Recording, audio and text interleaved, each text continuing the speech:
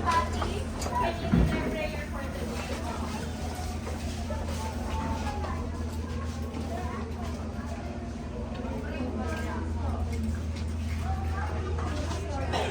Guide us for today.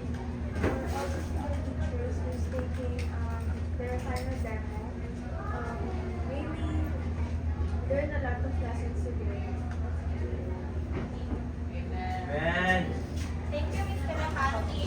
Now, before we start our attendance, I have here some coupons. So each one of you will get a coupon that we can use. You may all sit down. Oh, sorry. Good morning, class. Good morning, Sir Jenna. Good morning, visitors. Good morning, Ma'am Reyna. Good morning, Sir Jello. Good morning, visitors. Good morning, Ma'am Hani. Good morning, Ma'am Doris. Good morning. Okay, you may all sit down. Like what I said earlier, before we check your attendance, I have here some coupons. And then you will get one and pass. We can use it later. Apas, De La Cruz, Present. Ebol, Absent. Esguera, Absent. Abush, Absent. Asinas, Hugo, Present. Rinaldo, Present. and here, one, another. So are you ready to play a game? Yes. Yes.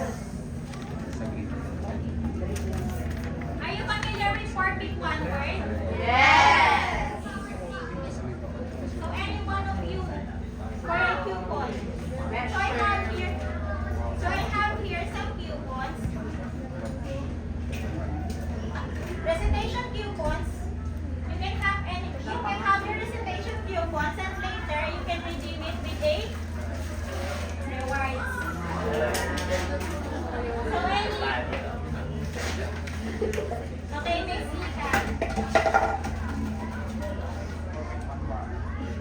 You can come here in front and then answer that.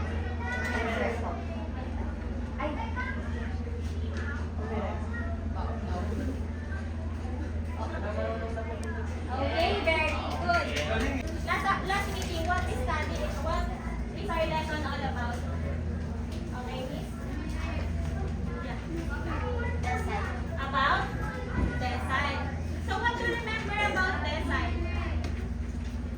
Yes, sister. There are 10 parts in a day. 10 parts. It divides our data into 10 equal parts. How about the quartile? Do you remember about the quartile? Yes. Okay, very good. So for quartile, it's divide our data into 4 equal parts. Do you have any idea about the percentile? On how we divide our data in percentile? So for percentile, these are 99 score points which divide the distribution into 100 equal. Kasi ba ang palad po, nag-worry po ako na ma-damage po yung wall natin. So instead of throwing the dart, ipapap nyo na lang po yung okay lang po ba yun? Okay, thank you. Once the students are done popping the balloons, they will solve for percentile. Andun yung 3. They will work as a group. At the same time, each member must solve the problem individually on a separate sheet of paper. The student will write the names of the group member on a 1/4 sheet of paper. They have 10 minutes to finish the activity. Once the students are done, each member of the group will stand in front and present their work. Naintindihan? May tanong po? Okay, so